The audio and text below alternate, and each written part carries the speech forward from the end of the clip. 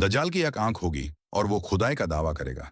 उसके माथे पर फर लिखा होगा, यानी काफिर, जिसको हर मुसलमान पढ़ेगा और काफिर को दिखाई नहीं देगा। ये बहुत तेज रफ्तारी से सफर करेगा और 40 दिन में मक्का मदीने के सिवा तमाम जमीन पर घूमेगा।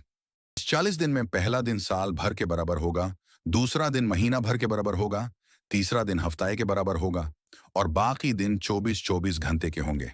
उसका फितना बहुत सख्त होगा। एक बग और एक आग उसके साथ होगी, जिसका नाम जन्नत और दोजख रखेगा। जहां जाएगा उनको साथ लेके चलेगा।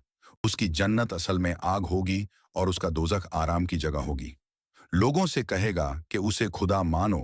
जो उसे खुदा कहेगा उसे अपनी जन्नत में डाल देगा और जो इनकार करेगा उसे अपने दोजख में फेंक देगा।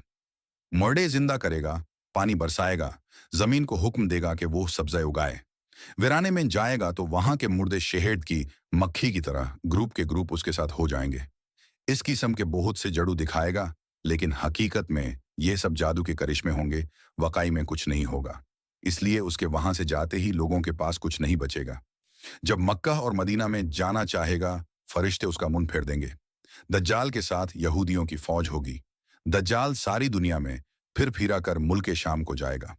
उस वक्त हजरत ईसा अलैहिस्सलाम दमिश्क की जमा मस्जिद के मीनार पर आसमान से उतारेंगे।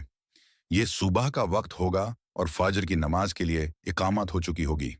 दज्जाल मलून हजरत ईसा अलैहिस्सलाम की सांस की खुशबू से पिघालना शुरू होगा, जैसे पानी में नमक घुलता है। आप हजरत ईसा अलैहिस्सलाम की सांस की खुशबू वहां तक जाएगी जहां तक निगाह पहुंचती है। दज्जाल भागेगा और आप उसका पीछा करके उसकी पीठ में नेजा मारेंगे। उससे वो वासिले जहन्नुम होगा।